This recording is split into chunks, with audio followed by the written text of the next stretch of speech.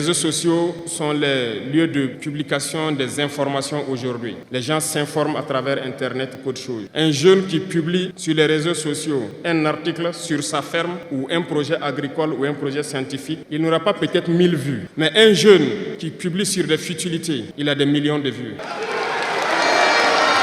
Ibrahim Traoré, une fois de plus, tacle. Ibrahim Traoré, président du Burkina Faso, tacle sévèrement l'Ukraine et l'Union africaine dans un discours prononcé à l'occasion de la fête de la jeunesse. On peut toujours remarquer quelque chose de récurrent qui vient dans les divers discours qu'il fait au public, notamment le fait qu'il ne lit nulle part, c'est totalement de l'improvisation. Des discours notamment sincères qui viennent du cœur, et on peut aussi remarquer une certaine organisation même dans la méthodologie de discours. Après avoir salué les différents personnels présents, il fait toujours mention soit aux forces armées qui sont encore au combat, soit aux prédécesseurs, aux ancêtres, aux aïeux ou même à Dieu. Ceci pour donner d'abord une bénédiction générale du discours qui va sortir après. Et il a cet art de l'improvisation ainsi que d'éducation aussi dans ses discours, dans ce sens où il met vraiment des faits historiques qu'on peut retrouver dans les livres ou bien dans des documentaires pour mieux éduquer le peuple, pour mieux édifier le peuple. Parce que il n'y a pas plus connaisseur que celui qui connaît. C'est-à-dire, lorsque tu prends la parole en étant sûr de ce que tu t'emmènes à développer, c'est encore mieux qu'une personne qui souhaite parler sans donner. Dans cette vidéo, nous allons regarder le discours du capitaine Ibrahim Traoré et par la suite, nécessairement, on va faire quelques commentaires. Jeunesse du Burkina, jeunesse d'Afrique. La jeunesse, cette phase de la vie où l'on a assez de force, assez d'énergie. La jeunesse, c'est l'époque où on n'a pas assez de temps. Nous devons profiter du temps qui nous est donné, utiliser l'énergie nécessaire pour atteindre nos objectifs, pour changer le monde, changer notre monde, changer le monde des autres positivement. Les enfants souhaitent grandir pour être jeunes. Les personnes âgées souhaitent redevenir jeunes. Tout le monde veut être jeune. La jeunesse est une bénédiction. Alors profitez de la jeunesse pour faire œuvre utile. Voilà pourquoi quand je vois dans le thème choisi, les deux premiers mots nous interpellent. Intégration, sécurité.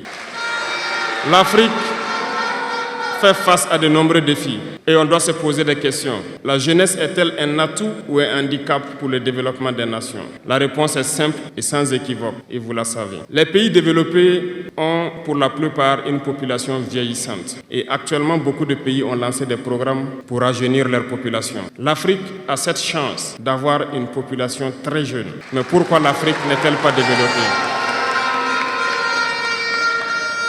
Nous devrions donc nous pencher sur la question de comprendre pourquoi l'Afrique a une population jeune et qu'elle n'est pas développée. Et que les pays qui se disent développés cherchent donc à rajeunir leur population. Il faut que nous arrivions donc à transformer notre jeunesse en un véritable atout et un moteur de développement pour notre continent. Et pour ce faire, nous avons besoin d'intégration, nous avons besoin de sécurité, de développement, nous avons besoin de nous unir. Certes, vous entendrez parler de l'Union africaine. Oui, elle existe, mais quel est l'effet de l'Union africaine en réalité? Nous ne pourrons pas parler d'intégration dans le thème et ne pas parler de l'Union africaine, parce que c'est cette organisation qui devrait nous unir, créer l'intégration réelle. Mais nous sommes au regret de voir ces guerres qui persistent sur le continent africain, qui tuent des millions de jeunes, et que cette organisation, qui est à la tête d'États pourvus d'armées, n'arrive pas à s'organiser pour soutenir certains pays. L'union n'est pas juste un mot, l'union c'est un symbole. Et nous jeunes devrions apprendre leçon de cette situation pour nous unir, pour faire de l'intégration une réalité. J'ai été désagréablement surpris lorsque l'Éthiopie, qui abrite donc le siège de l'Union africaine, vivait un conflit. Et quand j'ai vu le Premier ministre se mettre en treillis et annoncer fermer l'université à Addis Abeba pour faire face à la menace, je n'ai pas vu l'action de l'Union africaine pour protéger ses sièges. Les États occidentaux, pour la plupart, voyaient Addis Abeba tomber, ont plié bagages et partir. L'Éthiopie s'est battu, a trouvé une solution interne et vit plus ou moins en paix aujourd'hui. Les enfants du Congo meurent depuis des années. Plusieurs autres conflits, tels au Soudan, existent sur le continent. Nous aurions aimé voir l'Union africaine générer les forces et toutes les stratégies nécessaires pour soutenir ces États pour qu'ils puissent retrouver la paix. Depuis près de 10 ans, le Sahel est le théâtre du terrorisme international. Mais nous ne voyons aucun soutien de ces organisations pour trouver une solution à ce problème. Pire, il y a quelques jours de cela, un pays étranger à l'Afrique a annoncé ouvertement avoir soutenu et participé à une attaque lâche, terroriste et barbare contre des forces de notre confédération à Tinzaouaten. L'Union africaine n'a pipé aucun mot pour condamner cette ingérence d'un État extérieur à l'Afrique dans les affaires internes de nos États. Je souhaiterais qu'ils l'entendent et qu'ils sortent donc de leur silence et poser des actes pour que la jeunesse puisse croire en l'Union africaine. Il nous faut nous unir et la seule manière de s'unir, c'est de se parler, de se comprendre et de pouvoir donc asseoir les bases de cette unité-là. Il y a 3 mots, 3 vices, 3 grands vices qu'il faut bannir de nos comportements et de notre vie. Je parle de la lâcheté, la traîtrise et l'incompétence. Il faut bannir ces 3 mots de notre mode de vie. Et je m'en vais vous expliquer pourquoi. La lâcheté recouvre beaucoup de vices. Un lâche a toujours peur. Et lorsqu'on a peur, on devient un esclave. On se plie. On lèche la botte.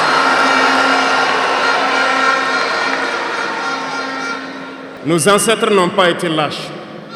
Et si nous sommes lâches, nos enfants vont nous poser des questions. Imaginez qu'au Burkina, nous refusions de nous battre et nous acceptons de nous soumettre, de vivre l'esclavage. Demain, nos enfants grandiront.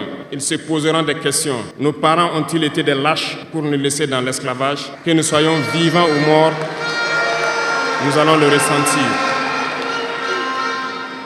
Le lâche a peur et les impérialistes ont compris. Ils essaient de faire peur aux leaders pour que vous soyez des lâches. Parce que quand vous êtes un lâche, tous les autres vices peuvent naître. On fait tout pour que nous ayons peur. Ils viennent dans nos palais, ils nous menacent directement ou des menaces voilées. Bien sûr, nous répondons comme il le faut. Ils prennent chaque fois des exemples. Ils nous diront, vous savez, Thomas Sankara a essayé de faire comme ça, mais il est où? Il est mort. Le président haïtien, il a essayé de faire comme ça, il est où? Il est mort. Kadhafi a essayé comme ça, il est où? Il est mort. Voilà des propos qu'on nous tient de manière voilée pour nous faire peur. Et pire, nous voyons aussi souvent certains jeunes essayer d'emboîter le pas d'une autre manière. On peut les entendre dire « telle personne a régné ainsi, il est à la CPI. Telle personne a régné ainsi, il est en prison. » Tout ça pour essayer de nous faire peur, pour qu'on devienne des lâches. Mais je pense qu'ils n'ont pas compris quelque chose. Quand nous disons la patrie ou la mort, nous vaincrons. Ce n'est pas qu'une phrase, ça a tout son sens. Nous n'avons pas peur et nous n'aurons jamais peur. Nous continuerons notre lutte.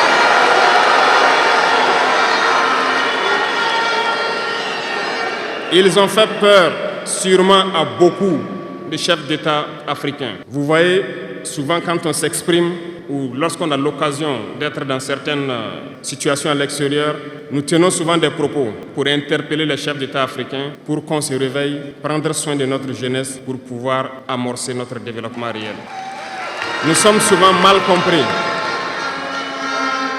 Certains ont riposté publiquement à nos propos parce qu'ils se sentent indexés. Mais je peux vous assurer, jeunesse, que lorsque nous nous retrouvons dans les couloirs, ces mêmes chefs d'État nous disent « Vous êtes sur la bonne voie, c'est ce qu'il faut faire pour que l'Afrique puisse s'en sortir. » Alors, nous leur posons des questions à savoir pourquoi vous ne faites pas comme nous, pourquoi vous ne nous accompagnez pas. Certains nous disent qu'ils ont les mains liées, certains nous disent qu'ils ne peuvent pas. Chers aînés, chefs d'État africains, du haut de cette tribune, donc, je souhaiterais dire que les peuples africains sont les peuples les plus pacifiques.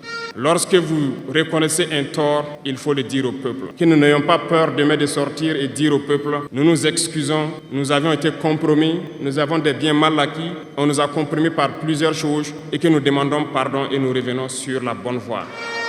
Et de commencer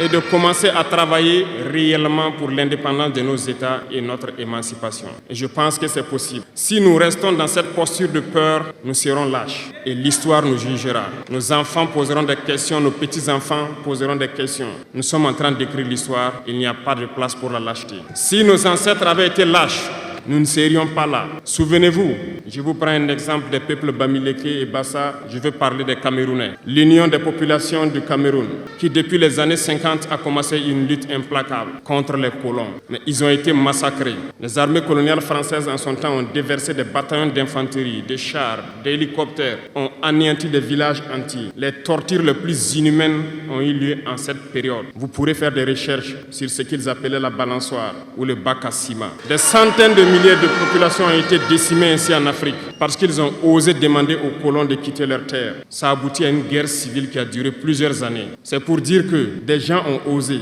ont affronté à main nue les impérialistes pour que nous soyons là. Il n'y a pas de raison que nous ne puissions pas affronter les impérialistes pour que nos générations à venir puissent vivre. Il y a beaucoup d'exemples à travers l'Afrique d'hommes courageux qui ont refusé d'être lâches, qui ont combattu, qui ont fait face. Eh bien, soyons dignes de ces gens. Nous sommes leurs descendants et soyons dignes d'eux. Un lâche ne peut pas être digne. Ne soyons pas lâches, jeunesse africaine. Parce qu'un lâche est toujours un traître. Et ça va de pair.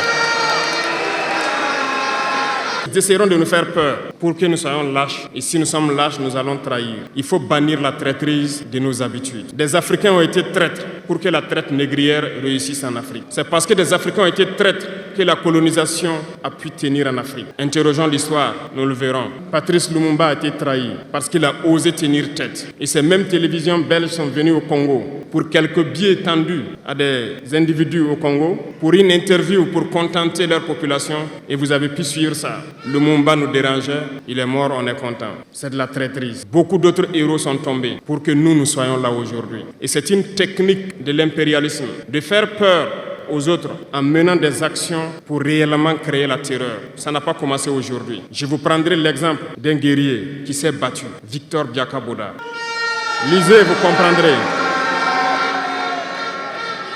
Il est issu d'une famille de chefs, pas de la chefferie donnée par le colon. Il était un enfant digne. Il a fait ses études au Sénégal. Il est venu médecin en Guinée. Et lorsque le RDA a été créé, il a rejoint la Côte d'Ivoire pour mener le combat contre les impérialistes, contre les envahisseurs, contre le colon. Il a essayé d'organiser la société ivoirienne. Partout, les gens ont commencé à porter la voix. Il y avait en son temps un général Péchou qui a fait massacrer les populations ivoiriennes pour que jamais cet esprit de liberté ne puisse germer. Il a continué son combat aux côtés de Félix Houphouët-Boigny. Ils ont lutté, mais le plus virulent était Victor Biakaboda. Il représentait une menace pour les impérialistes. Qu'ont-ils fait ? En plus de massacrer les populations qui manifestaient, un soir, ils l'ont tué de manière atroce à côté de Boisflé. Quelques heures après, lorsque les populations de Dimbokro ont entendu l'assassinat, ils ont marché, ils ont manifesté. Ils ont été massacrés par l'armée coloniale. L'histoire est têtue, les faits sont là. Après sa mort, qui a fait peur à Félix Houphouët-Boigny, ils l'ont appelé et il dit « Si vous continuez la lutte, vous connaîtrez le même sort ». Il a eu peur et il s'est rallié à l'impérialisme. Il a été nommé ministre en France et plus tard, il est venu prendre les rênes de la Côte d'Ivoire. Et ils l'ont utilisé pour éliminer beaucoup d'autres personnes qui osaient lever la voix. Et je pense que Thomas Sankara est un bel exemple.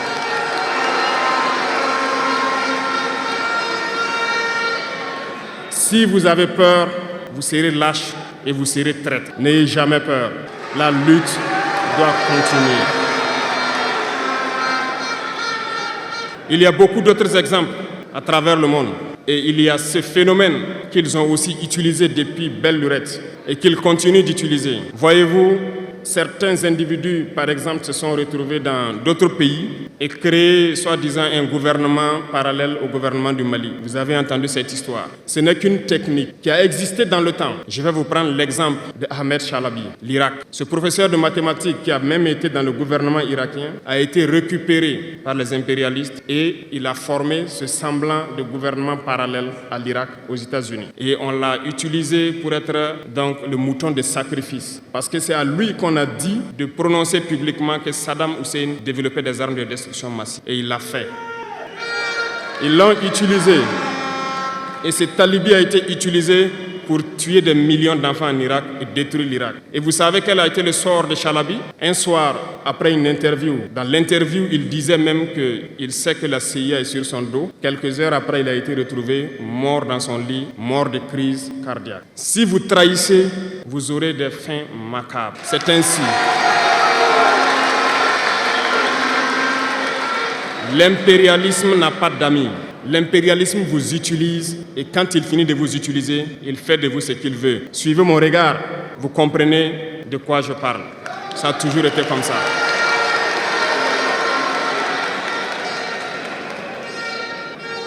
Le troisième vice, c'est l'incompétence. L'incompétence est un phénomène très dangereux qu'ils ont utilisé pour détruire la société africaine. Dans nos administrations, il y a beaucoup d'incompétence, reconnaissons-le. Les incompétents ont beaucoup de place à côté de l'impérialisme parce que les incompétents peuvent plomber le développement d'un pays. Les incompétents peuvent vous amener à douter de vous. Les incompétents aiment la facilité. Les incompétents aiment tout pour eux seuls. Les incompétents n'aiment pas ceux qui sont compétents. Ils n'aiment pas ceux qui innovent, ceux qui cherchent. Les incompétents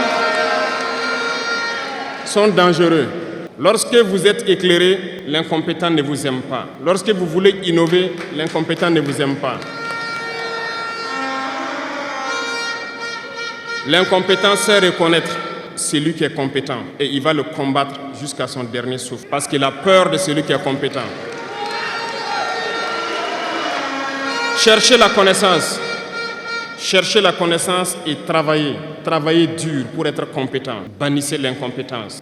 Parce que, à travers les distractions qu'on veut nous faire adopter, on devient incompétent. Je vous prends un exemple. Les réseaux sociaux sont les lieux de publication des informations aujourd'hui. Les gens s'informent à travers Internet et beaucoup de choses. Un jeune qui publie sur les réseaux sociaux un article sur sa ferme ou un projet agricole ou un projet scientifique, je suis jeune, je connais les termes. Il n'aura pas peut-être 1000 vues. Mais un jeune qui publie sur des futilités, il a des millions de vues.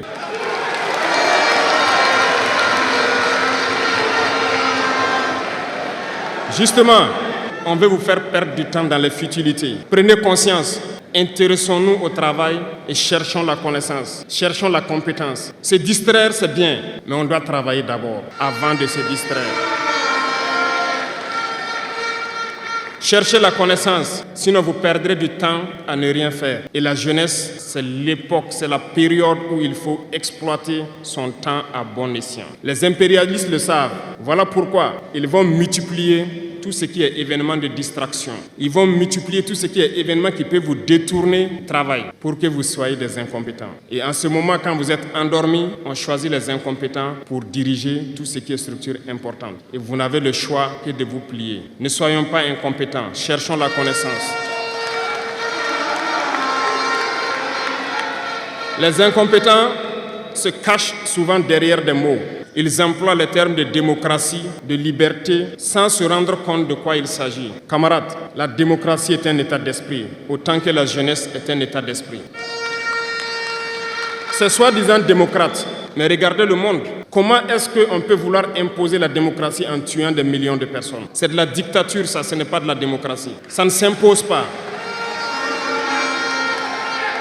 Ceux-là qui se disent démocrates, mais regardez, nous avons vu des scènes où on a empêché des gens de rentrer dans des assemblées. On a vu des scènes où des forces ont débarqué dans des assemblées pour obliger les députés à prendre des textes. Alors, le discours du président Ibrahim Traoré lors de la Journée internationale de la jeunesse fut un grand appel puissant et passionné à l'action pour la jeunesse africaine et il s'agit justement d'une déclaration de guerre contre les vices de lâcheté, de la traîtrise et de l'incompétence que le président Traoré considère comme les principaux obstacles à la sévérité et l'indépendance de l'Afrique. Alors, dans ce discours, il a parlé de... Alors, j'ai fait quelques notes de son discours et ça servirait un peu de synthèse de tout ce qu'il dit dans ce 30 minutes assez intéressant de prise de parole.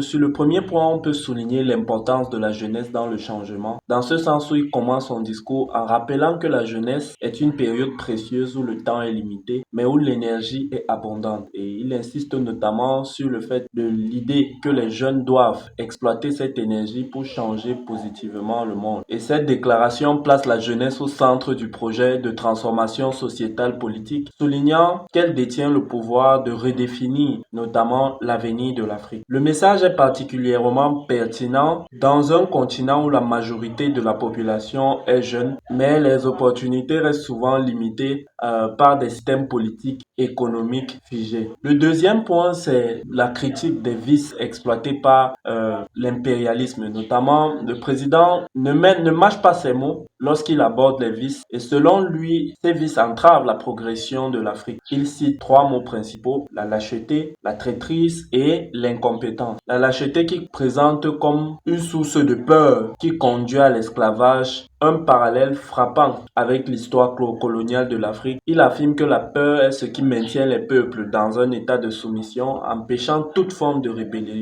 rébellion et de résistance contre les oppresseurs. La traîtrise, dans ce sens où il utilise des références historiques comme Patrice Lumumba et Victor Biaka Boda pour illustrer comment la trahison au sein même du continent a facilité l'exploitation et la domination impérialiste. Et cette référence historique sert de rappel aux jeunes de la nécessité de rester unis, loyaux envers leur propre cause et leur leader. Et ensuite, l'incompétence, où il met en garde contre l'incompétence en décrivant cela comme un outil d'impérialisme pour freiner le développement. Il souligne que l'incompétence non seulement entrave la progression d'un pays, mais qu'elle sape également la confiance des citoyens en leur propre potentiel. Il fait donc par la suite un appel à la quête de connaissances et au discernement, parce qu'il ne se contente pas que de dénoncer les vices, il propose aussi des solutions. Il exhorte les jeunes à se cultiver et à chercher la connaissance en soulignant que l'éducation est une arme puissante contre l'oppression. Cette déclaration, c'est un appel ou un rappel de l'importance de l'éducation, non seulement pour le développement personnel, mais aussi pour la résistance contre les forces extérieures. Il met aussi en garde contre la désinformation propagée par certains médias. C'est un discours assez intéressant et assez enrichissant du fait des différents